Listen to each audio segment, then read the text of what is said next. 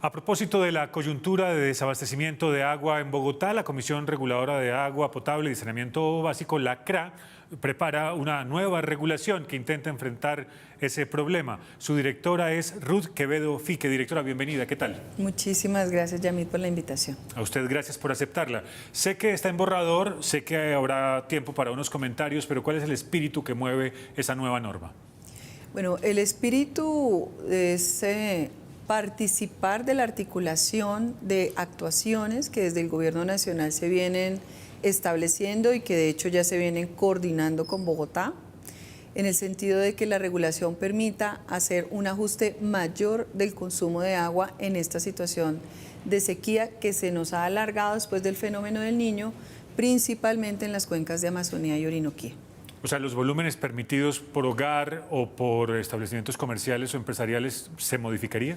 Así es. Una de las medidas nuevas que se vienen tomando es que también las actividades industriales, comerciales, especiales y lo que llamamos la venta de agua en bloque tenga una regulación más clara, de manera que los usuarios mayores demandantes de agua empiecen a hacer también un uso racional, digamos, del recurso hídrico y participen de la solución.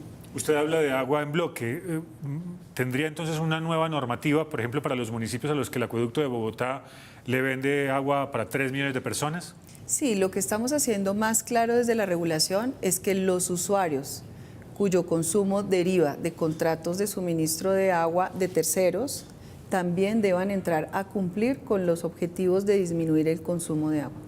Directora, ¿eso supone, una nueva norma supone solo garrote o también zanahoria? Es decir, un poquito de límites y de incentivos. Bueno, la visión compartida del Gobierno Nacional es que el agua debe ser vista como un derecho humano y como un bien común.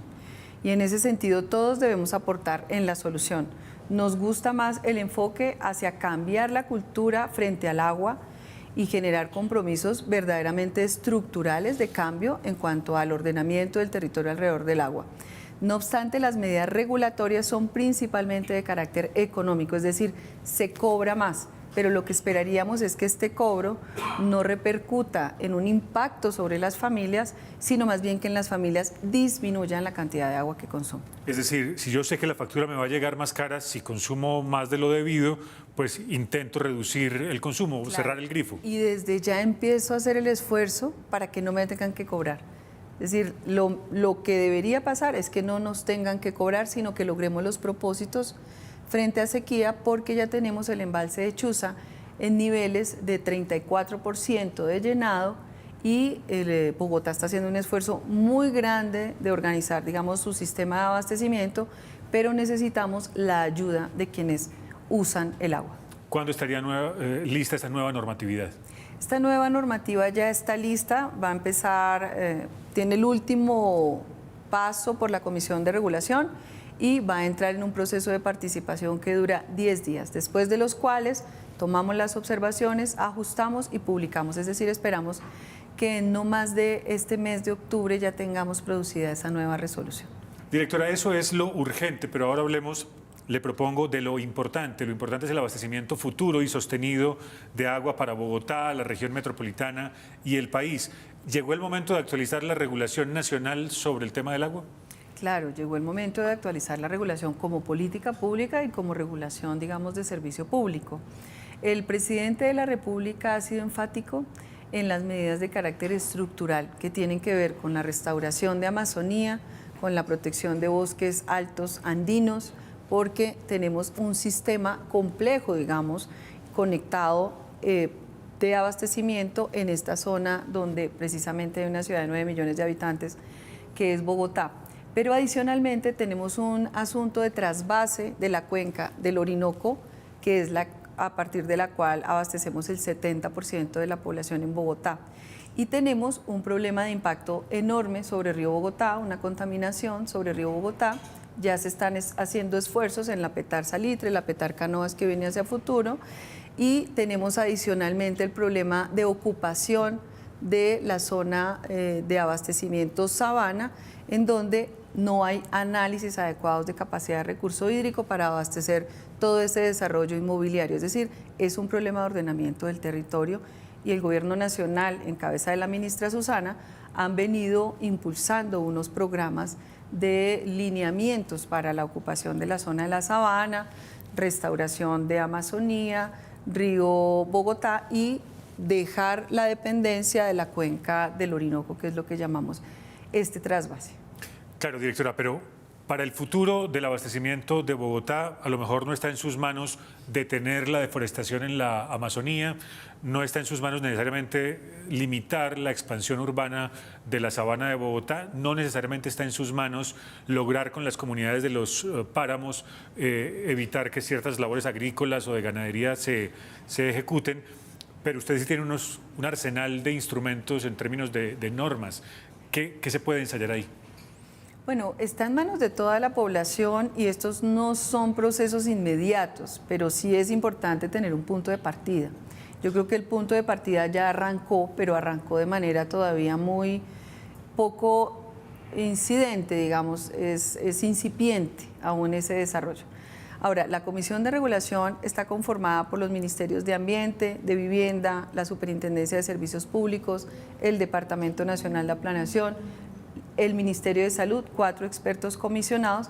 Entonces allí se producen políticas que a través de los nuevos marcos tarifarios, a través de la política de gestión comunitaria del agua, de mínimos vitales del agua, de ordenamiento del territorio alrededor del agua, está generando, digamos, una armonización de todos esos instrumentos en el propósito de orientar esas transformaciones de carácter estructural. Por supuesto, necesitamos la colaboración y creo que ese es el ambiente que hay en este momento de las entidades territoriales, Bogotá y también los municipios de la Sabana. Una regulación de la CRA para el futuro debería incorporar esa variable del cambio climático que ha alterado todos los diagnósticos y todos los caudales. ¿Tiene usted claro más o menos qué podría, hacia dónde tendría que ir? Sí, de hecho ya tenemos listos los nuevos marcos tarifarios para agua y tenemos ciertas innovaciones. En primer lugar, el aprovechamiento energético de las residuales por la vía de las plantas PETAR. Hablamos en una reunión que hubo el día de ayer con el señor presidente del aprovechamiento de aguas lluvias y aguas residuales también para usos no potabilizados, lógicamente después de un tratamiento. Eso lo va a permitir la regulación. Inversiones ambientales adicionales por parte de los prestadores para que además de las corporaciones autónomas regionales haya un compromiso del prestador para la restauración de las zonas de donde ellos captan el agua. Más esfuerzo en la disminución de pérdidas técnicas y de pérdidas comerciales por parte de los prestadores. Y una mayor participación protagónica de los acueductos comunitarios que han hecho un esfuerzo enorme, casi sin apoyo del Estado, por restaurar, por gestionar y por permitir, digamos, por garantizar el acceso al agua de las comunidades. Nosotros en eso estamos listos, digamos, para sacar la regulación este año y empieza un proceso importante de participación, pero creemos que desde el punto de vista regulatorio sí hay un esfuerzo por el compromiso con el cambio climático. Se ha hablado, directora, reiteradamente de la extracción de las aguas subterráneas, de la exploración de esa posibilidad, pero la regulación que hay hoy es justa, la tarifa hoy es justa. Bueno, lo que tenemos es que la regulación no entra a revisar ni las concesiones de agua ni el agua subterránea. Nosotros en la Comisión de Regulación sí venimos planteando que si queremos regular el agua como bien común y como derecho humano, tenemos que salirnos del tubo, es decir, no solamente de la prestación en el marco del Servicio Público de Aseo, sino debemos analizar una regulación de ciclo hídrico que mire cuenca arriba y cuenca abajo, qué es lo que está pasando. Hoy día la autoridad en materia de aguas subterráneas y de concesiones de agua son las corporaciones autónomas regionales. Para Bogotá, el director de la CAR nos ha dicho que hay un análisis de aguas subterráneas, pero tiene que hacerse, digamos, una articulación con los diferentes instrumentos para que desde regulación podamos también, digamos, coadyuvar, pero sobre todo también salvaguardar que no estemos impactando sobre ecosistemas en el caso de una extracción masiva de ese tipo de reservorios de agua. Pero se ha dicho que el precio del metro cúbico de las concesiones de agua versus lo que paga, por ejemplo, una familia de estrato 1, hay una diferencia abismal. ¿Eso de quién depende? ¿De la CAR? Eso depende de la CAR. Las concesiones de agua dependen principalmente de la CAR. Creo que como ciudadanos todos nos hemos sorprendido realmente de la gran desigualdad que hay en cuanto al acceso de un tipo de usos al acceso de los usuarios residenciales, y ese es un asunto que entiendo que la CAR ha venido observando, analizando junto con el Ministerio de Ambiente, y seguramente va a tener que haber una regulación mucho más clara sobre esa digamos, capacidad, ¿no?, de seguridad hídrica que tiene no solamente Bogotá, sino el país. Directora, ¿es justo que los colombianos cada vez tengan que tomar más agua embotellada cuando tendría que ser suficiente con que uno abriera el grifo y tuviera una buena calidad de agua en la llave? Yo creo que esa es una problemática muy grande que hay en el país. Nosotros hemos estado en diferentes territorios y, por ejemplo, en la Ciénaga Grande de Santa Marta, estuvimos hace poco en las zonas palafíticas de Nueva Venecia y encontramos que estos son usuarios que pueden pagar en promedio 180.000 pesos por el agua, dado que toda ella se provee en bolsa o en plástico.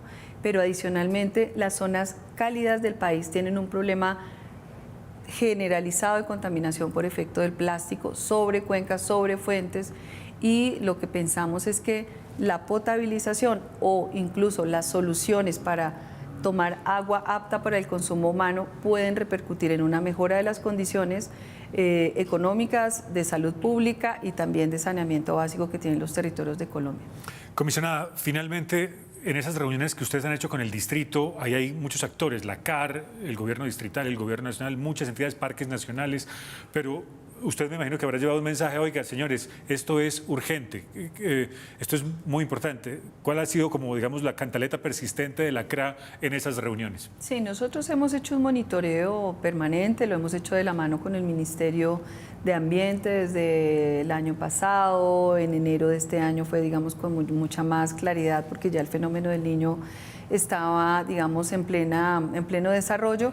Y hemos trabajado de manera articulada también con el Ministerio de Vivienda, con la Superintendencia de Servicios Públicos, con la CAR y más recientemente incluso con la empresa de acueducto de alcantarillado. Es decir, las señales se dieron a tiempo, ha venido habiendo una actuación interinstitucional en el nivel nacional y también con la entidad territorial. Es decir, yo creo que los bogotanos deben tener la tranquilidad de que los técnicos de todas estas entidades vienen trabajando de manera conjunta y permanente, haciendo análisis de cómo va evolucionando tanto los embalses como el desarrollo de precipitaciones, como un fenómeno de niña que entra, como el cierre ya de fenómeno de niño, y eso lo que ha permitido es también tener un mapa de riesgos mucho más claro. La otra semana, la Unidad Nacional de Gestión de Riesgo va a convocar en cabeza, pues, de su director el comité científico para analizar si se establece la decreto de emergencia, de calamidad o de emergencia. Eso será fruto de ese análisis que se haga en este comité. La directora de la CRA y los invitados que vienen habitualmente ahora los encuentra aquí en el canal de YouTube de Canal Capital.